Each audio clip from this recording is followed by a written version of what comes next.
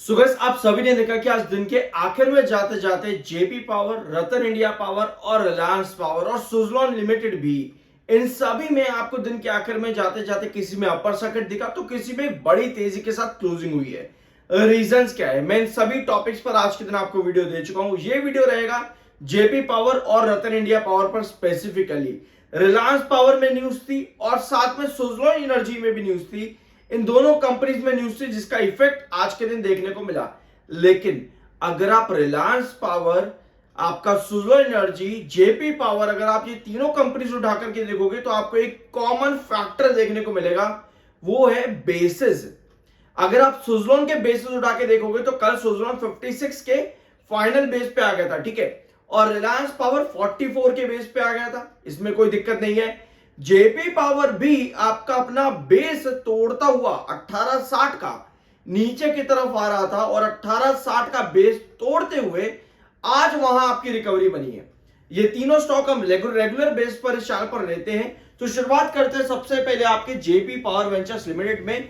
Market के close होने के बाद यहां पर हुआ क्या है। पहला तो जेपी पावर में कोई न्यूज नहीं है, ठीक है, ये हमने डिस्कस कर लिया था मार्केट आवर्स के टाइम पे ही जेपी पावर की वीडियो में कि कोई न्यूज आपके पास नहीं है, लेकिन ये रिकवरी बन रही है। क्यों? क्योंकि आपका बेस टूटा है पिछले सेशन में। तो बेसिस को रिकवर करने के लिए आपके स्टैटिस्टिक्स और टेक्निकल बेसिस पर आपको चीजें वापस से देखने को मिल रही हैं।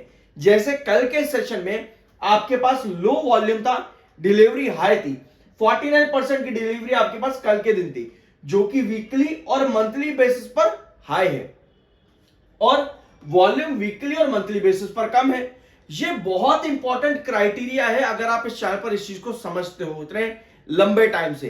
लो वॉल्यूम हाई डिलीवरी एक रिकवरी दिखाता है जब भी आपके बेसिस टूट रहे हो, तो वो रिकवरी आज आपको दिखी यहां पर। उसके साथ में अगर आप कल की कैंडल देखोगे, जो मैंने आपके साथ कल और आज मार्केट के वीडियो में भी डिस्कस करी थी, उसका रिवर्सल भी आपको दिखा है। कैसे, उसका भी यहां पर समझेंगे। एमएफआई 35.8 का है, 45.3 का आपका आरएसआई न्यूट्रल टेक्निकल्स है। अब आते हैं जेपी पावर के चार्ट पे, ठीक है। तो ये है जेपी पावर वेंचर्स का चार्ट। कल की कैंडल अगर आप देखोगे, कल की कैंडल आपको कुछ इस तरह की दिखी है।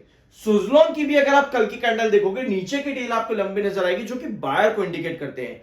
तो कल के दिन स्टॉक ने आपका 1860 ब्रेक डाउन कर दिया था।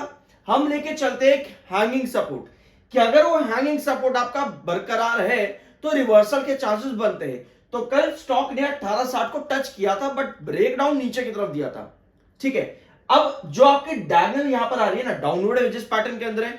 हम यही डिस्कस कर रहे थे कल और आज के मार्केट के वीडियो में, कि अगर ये डाउनवर्ड वेजेस पैटर्न जहां पे गिरते रेजिस्टेंस और गिरते सपोर्ट दिखते हैं, इसको अगर टैकल करना है, इसको एलिमिनेट करना है, तो आपको ये वाली डायगोनल के ऊपर सस्टेनेबिलिटी चाहिए। और सिर्फ एक सेशन के अंदर नहीं, 2 सेशन 3 सेशन लगातार चाहिए। और अगर ये ब्रेकआउट होता है डायगोनल, जैसे आज के दिन किया है ब्रेकआउट और सस्टेन, हमें आने वाले सेशन में भी ये ब्रेकआउट और सस्टेन कहां तक चाहिए। पहला आता है आपका 1950। पहले तो हमें 1950 के ऊपर इस तरह की आपकी पोजीशन चाहिए सस्टेनेबिलिटी की, यहां पे इस ट्रेंड पे 1950 के पास में। इसे ब्रेकआउट करता है, फर्दर हमको और एलिमिनेशन चाहिए इस डाउनवर्ड वेजेस पैटर्न का, तो आपका नेक्स्ट लेवल आता है 2010। तो ये दो इंपॉर्टेंट क्राइटेरिया, ये दो इंपॉर्टेंट लेवल्स हैं, ताकि अगर आप यहां पर एक बड़ा ब्रेकआउट देख रहे हो तो ये दो लेवल्स ब्रेकआउट होने जरूरी है। लेकिन अगर नहीं होते तब आपको समझ में आता है कि आपकी पोजीशन क्या चल रही है, एक डाउनवर्ड वेजेस पैटर्न के साथ में साइडवेज पैटर्न। तो ये चीजें अभी हैं आपके जेपी पावर वेंचर्स लिमिटेड के अंदर। और अगर आप 1 आवर टाइम फ्रेम पर देखोगे तो आपको नजर आएगा कि दिन के आखिर के जो घंटे की, दिन के आखिर के जो आवर की कैंडल आपकी फॉर्म हुई, वो इस डायगोनल के ऊपर ही फॉर्म हुई है। तो ये चीजें आपको कंटिन्यूस यहां पर चाहिए 1960 और 2010 के ऊपर की, ताकि ये सस्टेनेबिलिटी आपकी कंटिन्यू हो सके। तो ये था आपका जेपी पावर वेंचर्स। अब आता है रतन इंडिया पावर पे। तो भैया रतन इंडिया पावर भी 4.78% की तेजी के साथ आज के दिन क्लोज हुआ है 1272 पे। रीजंस देखो, अगर आप रतन इंडिया पावर के यहां पर समझोगे तो क्या रतन इंडिया पावर मल्टीबैगर बनने के लिए तैयार है? पहली चीज, क्या ये स्टॉक ऑलरेडी मल्टीबैगर रिटर्न दे चुका है? यस। नेक्स्ट मल्टीबैगर आपको पता है कोई भी कंपनी कब बनती है? जब वो नेक्स्ट लेवल के काम करे। सुजलॉन में मैंने आपके साथ कल या परसों की वीडियो में डिस्कस किया था कि कोई भी कंपनी जो मल्टीबैगर बन चुकी है, उसको फर्दर मल्टीबैगर बनना है तो उसको एक्स्ट्रा ऑर्डिनरी बिजनेस देना पड़ेगा। अब रतन इंडिया पावर ने लास्ट जो जून का क्वार्टर दिया वहां पर नंबर्स गिरे कंपनी के, सेल्स में ड्रॉप आया क्वार्टर ऑन क्वार्टर और ईयर ऑन ईयर बेसिस पर भी, ठीक है, ईयर ऑन ईयर बेसिस पर भी ड्रॉप आया, तो ये नंबर अच्छे नहीं है। कंपनी का ओपीएम परसेंटेज भी गिरा, यानी कंपनी के एक्सपेंसेस भी बढ़े। एक्सपेंसेस बढ़ने के साथ में कंपनी का जो आपको इंटरेस्ट और डेप्रिसिएशन दिखता है भैया, वो भी बढ़ा क्वार्टर ऑन क्वार्टर भी और ईयर ऑन ईयर बेसिस पर भी आपका इंटरेस्ट और डेप्रिसिएशन भी बढ़ गया। कंपनी लॉसेस यानी कि नुकसान में भी आ गई। तो इस तरह का बिजनेस आपको नहीं चाहिए। अगर आप किसी भी कंपनी को नेक्स्ट मल्टीबैगर और बनाना चाहते हो, आपको कंपनी के नंबर्स में बेंचमार्क चाहिए, वो चीज यहां पर नजर नहीं है जून के क्वार्टर में। अब आते हैं आगे। अगर आप कंपनी के रिजर्व्स देखोगे तो आपको कंपनी के रिजर्व्स अभी भी नेगेटिव में नजर आ रहे हैं। ऑल्दो ये नेगेटिव रिजर्व्स जो कंपनी के 785 माइनस में ये लगातार कम हुए हैं और कंपनी की जो बोरिंग्स है वो भी लगातार कम हो रही थी, बट फाइनेंशियल ईयर 25 में कंपनी की बोरिंग्स में छोटा सा जंप आया है। लेकिन अगर इसी तरह से कंपनी के रिजर्व्स धीरे धीरे धीरे करके पॉजिटिव में आ जाते हैं तो ये भी एक अच्छा साइन कंपनी के लिए। इसके साथ देखो यार क्या होता है ना, मैं फिर आपको बता रहा हूं, किसी भी कंपनी को नेक्स्ट मल्टीबैगर फिर से बनना है ना अगर, तो उसको नंबर्स के अंदर बेंचमार्क देने पड़ेंगे, उसके साथ में इन नंबर्स को सुधारना पड़ेगा, रिजर्व्स और बोरिंग्स को। अगर ये सुधरती हैं, टाइम लगता है इन सब चीजों में। ये मत सोचना कि भैया आज ब्रेकआउट कल फिर मिल जाएगा, कल फिर अपर सर्किट लग जाएगा, अरे अगले महीने तो 100 हो जाएगा 200, इस तरह की आपको आवाजें जगह जगह से आएंगी।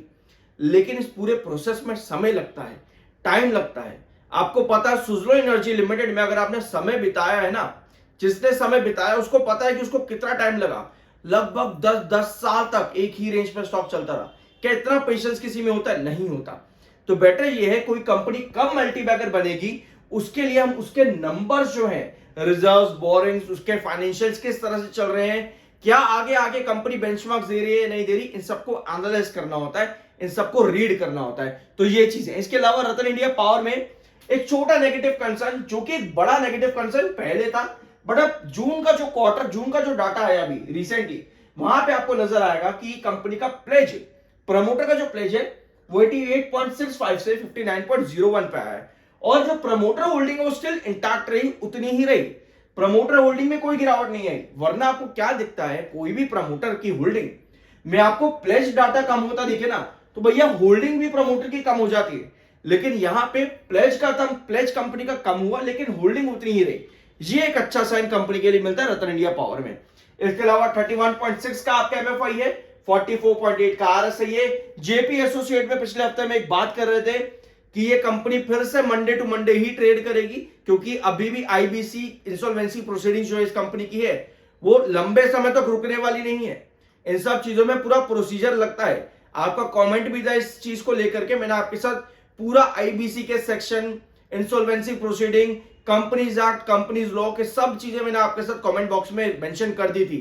ऑल्दो आप लोग कमेंट का रिप्लाई अपना रीड नहीं करते क्योंकि आपको लगता है कि भैया रिप्लाई तो आता नहीं है, कोई करता नहीं है रिप्लाई, बट भैया इस चैनल पर आपको कमेंट्स के रिप्लाई मिलते हैं। तो अगर आप कमेंट करते हो इस उम्मीद में कि रिप्लाई इस चैनल पर मिलेगा, तो भैया मिलता है, रिप्लाई देखा करो, ठीक है। तो कंपनी जेपी एसोसिएट आपका इंसॉल्वेंसी के अंदर है, वो तो हमें पता ही है, आप सभी को पता है, इसमें कोई बड़ी नई बात नहीं है। लेकिन मंडे टू मंडे ट्रेड यहां पर लग चुका और ये अक्सर होता है। कोई भी कंपनी इंसॉल्वेंसी आईबीसी प्रोसीडिंग के अंदर आती है तो भैया ये चीजें आपको बहुत देखने को मिलती है, या तो मंडे टू मंडे ट्रेड हो जाता है या फिर उसकी ट्रेडिंग सस्पेंड हो जाती है पर्टिकुलर टाइम के लिए, या फिर जो भी आगे के नए लेंडर्स जो आ रहे हैं, जो नए बिडर्स कंपनी में आ रहे हैं, जो नए एक्विजिशंस करने वाले आ रहे हैं, उन पे डिपेंड करता है वो आगे क्या करना चाहते हैं। तो अभी ये चीजें हैं जेपी एसोसिएट लिमिटेड के अंदर। बाय या सेल की किसी भी स्टॉक पे कोई रिकमेंडेशन नहीं, वो आपकी अपनी मर्जी और ओपिनियन होना चाहिए। आई होप कि वीडियो आपको पसंद आया होगा। मिलता है अगले वीडियो में।